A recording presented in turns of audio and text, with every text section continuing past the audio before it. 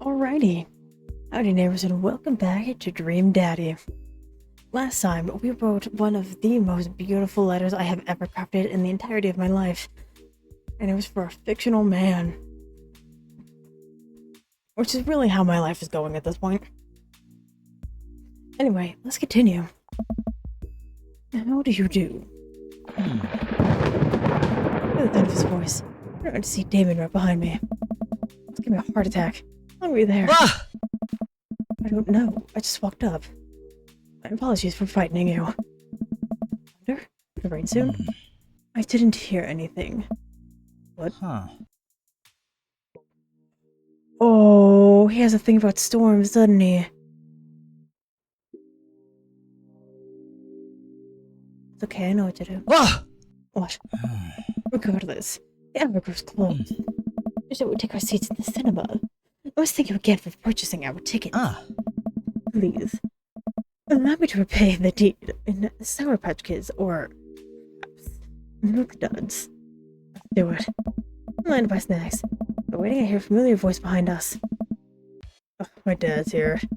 I find Lucian, standing a few feet behind us with a gaggle of other goth kids. Oh. Lucian, nice to see you. I didn't know you were coming to the theater. I'm glad to see you spending some quality time with your friends. Whatever, Dad. Now, which movie will you be attending tonight? I can see some kids' movie about talking animals. I don't really care about it. Well, I do hope you enjoy your evening. We'll be watching Vampire Crusade 2. Evil Never Dies. Oh my. You watching that? I thought Damien would enjoy it. Like with that, Dad. I should rejoice with friends and I look over at Damien. Like with what? It is nothing. My son loves to cheat. In line a little longer, Damien buys the snacks. I'm a little nervous. I don't know what's wrong. Huh. Damien and I take our seats and settle in for the previews. As I at him, I can see that he's sweating profusely and gripping his armrest. You okay? Everything is perfectly fine. He was a liar. I am so excited for the film. We can leave. We can see another movie. We can do anything else, dude. It doesn't have to be this. I'm a devoted patron of the arts, especially the scary arts. The scarier the art, the better. Oh, he doesn't like horror, does he? You have a favorite horror movie? Oh no. Of course, I have a favorite horror movie. Mine is Halloween Town. Terrifying. Oh, this poor guy. Oh, I am going to destroy this man with this movie. Oh, interesting. That's odd. I don't seem to remember Halloween Town being that scary. I would expect him to bring up some sort of strange foreign horror film that I've never seen. His knuckles are turning white. I'm about to rip the armrest off. Wait a second. Hey man, are you afraid of horror movies? You must be joking. I love horror movies. I stay for the film. Ah! We just got here. I'm so sorry. I apologize. It was like far scarier than this movie, which is not scary at all. I'm gonna hold your hand while I say this. It's okay to be afraid. You can just tell me no. Well, as the film starts, after Damien some licorice, she takes one. Hated of how much his hands are shaking. I flash across the screen, bloody letters. Vampire Crusade 2, Evil Never Dies. A woman with long silver hair, ring red eyes, and well-oiled abs sits up in a coffin. Awaken, my coven. What vampires slide the tops off of their stone coffins onto the floor. Brother, is it time? Yes, husband, but also mortal enemy. It's time. They look at each other, at the camera. With the Vampire Crusade. This rules. A vampire flies up into the night. Foreboding organ music plays in the distance. I get lost in the movie. The sun is actually a pretty good flick. There's a tense moment in the movie where Romulus Trueblood. It's at the truce meeting, the general of the human army, whose wife Romulus fell in love with. Romulus. It is good to finally meet you. General, I agree. It is good to finally... Fuck. Blood you. What? Me too, Damien. What the hell is that? It leaps out and slashes the general's throat. What splatters over everything, including the cannon. Ah! Use again. The grasp of my hand. The blush. Any vampires or vampiric blood? Sorry. He retracts his hand and places it back in his lap. I was writing a novel in my head about blood magic, and I got into an extremely scary section. Dude, it's okay. He goes back to quietly stressing out over the movie. I think I won't admit how afraid of it he is. I hold my hand again. I do something to try to make it feel more comfortable. Got it. I'll do what all dads do best. Doctor of the movie. We're totally gonna tell a dad joke. We're totally gonna do it because he was doing it at the barbecue. Where did the dog go? When it loses its tail? Ah! Where? To the retail store. Oh, last but a little too loud at the crowded movie theater. I can see the smile form on Damien's face. Oh. Good one, Devin. The movie goes by relatively smoothly, with only a few whispers from Damien. Maybe he would have liked the romantic comedy better. At the part of the movie, Romulus and Bad Blood, the general's wife, embrace each other in his crypt. It appears the true vampire crusade was a vampire crusade in our hearts. Our cold, unbeating hearts. This is the stupidest BS. Romulus and General's wife begin making out hard. What? It fades to black at the end appears the screen. But a hard cuts to Demetrius and his rival lover, Carmilla. We watched it from far. Oh, it was ending. Our bloodline has been pure for 1,000 years. Romulus betrayed us by loving human woman. It will only be a short time before next Vampire Crusade 3 even must die again. Thunder, or ominous organs, we fade out again. A bloody question mark now accompanies the end. I'm gonna walk out of the movie theater with throngs of chattering moviegoers. He's a little more pale than I remember, but otherwise, he's right at the encounter. He even seems kind of invigorated. Oh. What an interesting film. The premise admittedly struck me as pedestrian. I'm intrigued by its harrowing love story and great attention to detail in regards to vampiric lore. Yeah, it was pretty good. A lot more vampire titties than I thought there would be. Oh. Come, the night is young.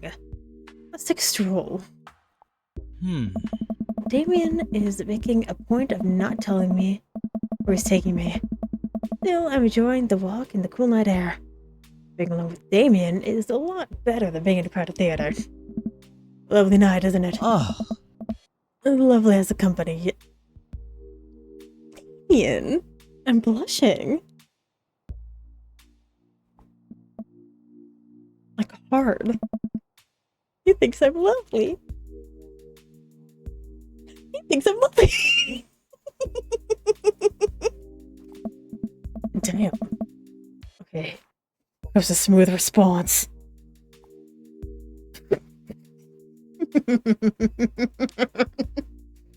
Killing it. No. Problem. Crush it. Both stand there feeling a little awkward. I sure am one smooth operator. Getting a little hungry. Maybe we could stop off and grab something to eat. Worry not, friend. I've a plan. To the corner greeted by the gates of a cemetery.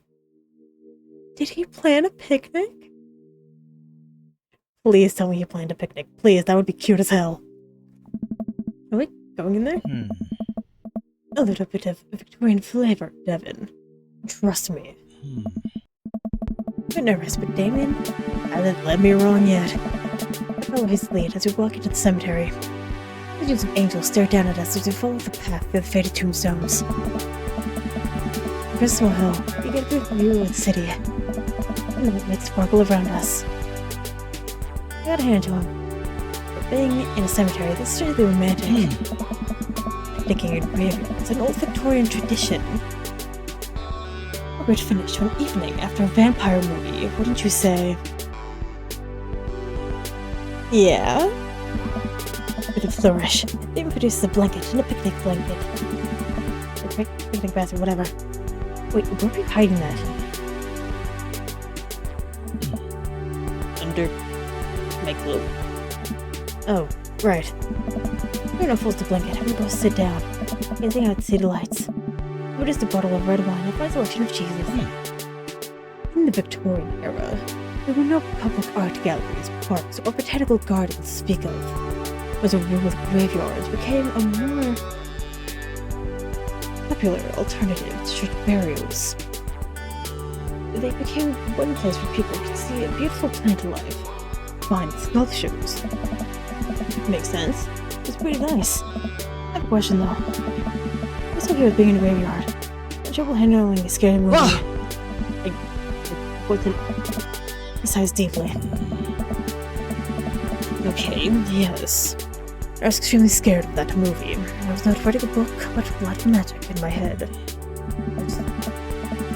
I've never been good at films. I feel as if because of how I look and act, they'll expect me to love horror films. It's almost play the part. Truth be told, I don't know if I have institution for them at times. I mean, I'm so sorry. If I had known it was just another movie, it's quite alright. I actually did find myself enjoying this one, thanks to your help. Graveyards, however, I think there's something rather beautiful about death. The cemeteries are traditionally built away from cities, away from the realm of the living. It keeps us rather separated from it. We acknowledge death and become comfortable with it, I think. It gives us such an intimate knowledge of ourselves. We sit amongst generations of those who came before us. We're truly alive in the midst of such death. It brings me great comfort. Death helps me appreciate life. Never every second. And enjoy food and wine. I'm not scared anymore. I thought I'd be comfortable sitting alone in a graveyard at night. But I actually do feel very peaceful. Suddenly it seems like we're not alone. Off in the distance I see a shadowy figure in the trees. What is that? I'm not sure. Notices us. There's a fierce because the lumbering slowly toward us. They are more animal form, or feral. Damien for help. He's just afraid to transfix as I am. Scuba stuck in my throat. Getting closer. Moving faster. Woof. Oh. There's the dog. My friendly delight. It is the friendliest, dumbest little Boston Terrier I've ever seen that pulls its owner toward us. I toss over Damien, stiffs at his hands. Damien looks ecstatic. Cuffs the dog's fur happily. What a beautiful dog. Hey, look up. I'm expecting to see Robert. Thanks. Robert, what are you doing out here on this lovely evening? Unencrypted. What?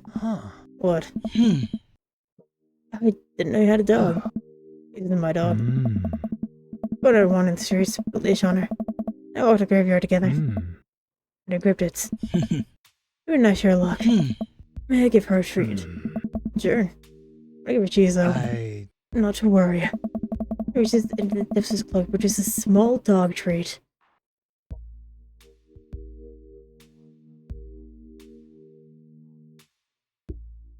You know, that's so valid. Someone at work keeps cat treats in his pocket for the stray cats that are around. What's keeping in there? The treat crunches away, wagging fiercely. He uses to smooth down her fur. Thanks. My absolute pleasure. He shakes the dog's paw. Lovely to meet you, my friend. May our paths cross again. Or in his. The dog disappeared to the darkness again. He even stares after them. Didn't know I like dogs. Victorians love dogs, actually. Most Victorian women of high fashion would always be accompanied by small dogs such as a terrier or a Maltese. I think big dogs are nice too. Yeah, man, dogs are cool. I do believe we have had enough excitement for one night. What do you say we make our way home? The house was feeding sends a hand to help me up. They take it as my knees aren't what they used to be. There's a picnic basket and leads us out of the graveyard. We're gonna walk home. Take one last look over the cemetery. Really is beautiful. Only as beautiful as the company. Perfect, gentlemen. Damon walks me to my doorstep. Thank you ever so kindly for your company tonight. Damien, it was my pleasure. Devin, will allow me. It would be a great joy to offer you a token of my affection. Please let it be okay. It is an interest code. Hold it. Monogrammed handkerchief. Rested in my hand. Wow, thank you, Damien. I will use this to dry the tears for those I've lost. I'm doing it. A noble purpose. He shuffles his feet. What you say, that is rare. To find someone like you. Someone who's open to my eccentricities. I just realized this has been ruining the shop all the time. It is. It makes to feel so appreciated. Thank you. I mean, if I had a quick squeeze. He blushes. His sleeve tracks his hand. I must take my leave. Good night. If I say anything else, he's gone. The door steps aside. Like a whirlwind, a man runs from the window, lopes out of the couch. Oh, nonchalant. Hey, Dad, what's up? Are you watching me from the window? No, I was just... Okay, yeah, how's the movie? Lots of vampire titties. Yeah. Told you. But as it turns out, Damien is Wait, man doesn't even know that. Get between me and Damien. Very cool. So a little scary. Stay, Devin. The graveyard seems to be a place to throw parties. I'm misremembering that. Wow, pretty punk. Also, we saw a dog. I thought it was a werewolf for a minute, though. I'm so sure it isn't a werewolf. I'm so sure I'm not a werewolf. How can I be so sure you're not a werewolf? That's eyes narrow. I don't trust you. Where are you? I get tense, wary eye contact for a second. I'm waiting for you for the night. Don't stay up too late, will you? Down to hell with the moon past midnight. You want to do it right? Day complete.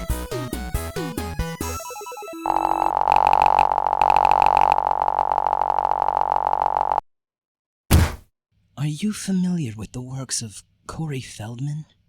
He simply slayed in The Lost Boys.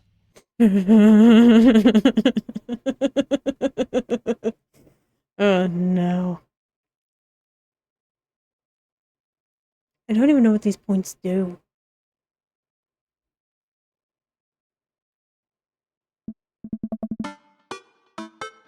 Well, it's been a long day. I'm just about ready to pack it in. With the ice cream from the freezer. Turn off all the lights and walk down the hall to my room. What if Amanda's still awake? He's asleep. I just hear a faint sound, but I can't quite make out what it is. A little closer. She's crying. Knock gently on the door. Amanda immediately stops. Right now. She's not strained. She sniffles. Make sure she's okay. I open the door. In the dark, Amanda's outlined in the middle of her bed. It's hugged up against her body. Is it okay? I won't talk about it. Something happened? No, nothing happened. Go away. I'm here to help. Amanda, get out. Okay, okay. I leave her room, shut the door behind me. It's just like hear her crying again. Wow. I was so upset. She's down fine earlier. So open with me. There's something wrong. Is she mad at me? She was before, she definitely is now. I remember the last time she snapped at me like that.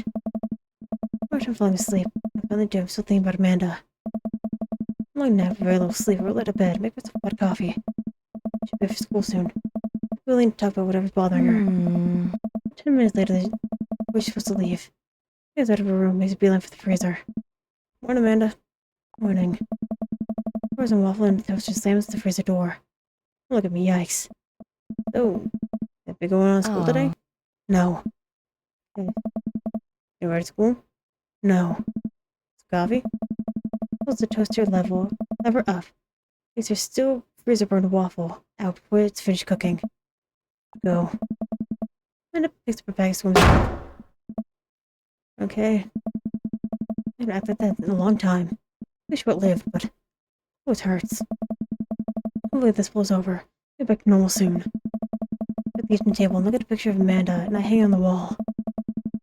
Amanda teaches you how to ride a bike. There's no issue of excitement and pure, unadulterated fear. I know how determined she was. Every time she would fall off and scrape her knees, she would get up and try again. Finally, I had to stop her because she was bleeding everywhere. And she started to cry because she didn't think she needed bandages and wanted to keep trying. I put the bike away. She just stood in the middle of the street and screamed. I went for ice cream, like nothing even happened. I would have thought. I thought I'd force her to talk about it. It'll make things worse, but I have an idea. I'm rummaging around for ingredients. I hear Amanda walk in the door. I into the kitchen like she usually does. She's feeling for a room. Really trying to avoid me. Hey, Pumpkin! What? Can you come here for a sec? I want silence. Yeah. I want to say sorry for last night. I'm worried about you, kiddo. I got scared. I get scared when I know something's wrong. I'm more scared when I feel like I can't do anything about it. Dad, so just, whatever it is. And you don't have to tell me if you don't want to. But, whatever it is, know that you have a dad in your corner. Wants you to be happy. Honey, I'm bad with words, so I was hoping I could speak the language we both understand. Peek out of the refrigerator, put it on the table. The frosting is set by now. Dad. Sorry you're sad, but I support you 100%. The candles are really funny, and they're so cute.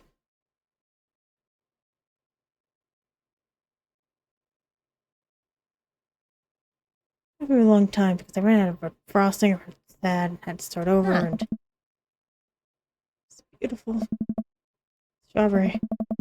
I give me a big ol' hug. Some plates, forks, service of some delicious cake. So, it's really stupid. What is? The whole thing. I've been really weird lately, and it's just, I don't know how to explain it. I feel like I might have to make you a chart. How many Emmas are on the chart? I'm listening. You want me to take notes? Let's just start from the top. You know how Emma R is going to that fancy art school in California, right? Emma R. Emma R. Art school, art school, art school. She's the one. No, she's the one who puked and Dead Gotham Beyond. That's Amanda.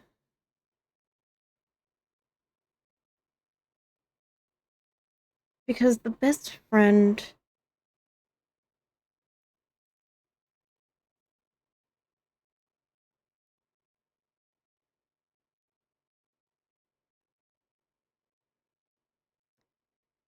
Um.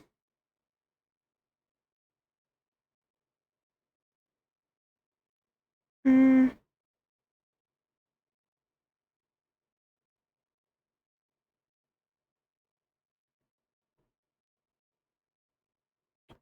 it's oh god. Because Emma P and Emma R. I think Emma P is the.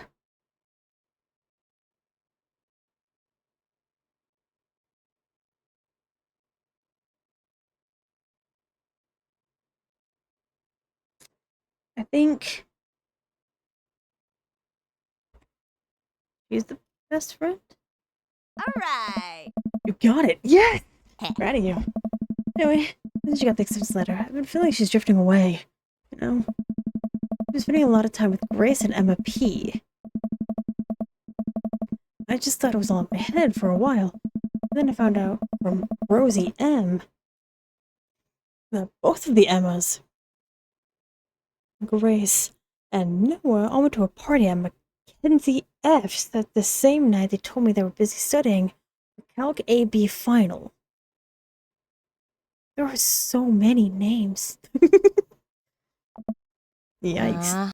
So, the important piece of information is, embarrassing. I'm a crush on Noah, and, that's the thing. What? Whoa. I had no idea. Definitely didn't know that. Okay. I'm a bad liar. How are you? I learned from the worst. Anyway, so the only person I told my crush was Emma R. I was not to tell any. Oh no. Emma R is gonna be dating Noah. I will bet you physical dollars. The only person I told that her crush was Emma R, and she promised not to tell anybody. I could confront them at the party thing, because I didn't want to start drama. I just got quiet and kept going about my business. Amanda sighs. One day I invited everybody out for nachos at the mall. After not texting me back for like 2 hours. Even though none of them ever put their phones down for more than 60 seconds. They all say they're busy, like simultaneously. I told them, never mind. I need nachos at home, right? I got chips and I really, really want nachos. Totally understandable. Dad. I go to the mall anyway. Food court, and who do I see there? But Grace, Emma P, Emma R, and Noah. They're together and eating nachos without me. What? I get sitting with the escalators watching them, and I realized that Noah has the armor on Emma R. It's kind of weird, right? Then they kiss. No. Yes, I know. I'm over there, and I'm like, hey. Grace shoves a nacho on her shirt. Of course she does. And Emma R just like glares at me. Grace. It's coming up. I don't know who that is. Grace is the gossipy one. We got this. Oh, I know. It's one that nobody would likes. I guess it's me now. Anyway, nobody will say anything. They're just like, you guys suck. I realize this isn't the most eloquent thing to say, but I was very angry and really embarrassed and just wanted to get out of there. You know what? That's totally understandable. At least you didn't say anything that you would regret. So, we have that going. Live without nachos, might I add, which further contributed to this shitty day. Immediately drafted a super long text to the group chat asking them why they were being so weird. I wrote another one to Emma R, asking how long the Noah thing had been going on, and so I know it's a lot. Are you still following? What did Emma R say? Oh, okay, get a load of this. Emma R says, you know what, let me just read it to you.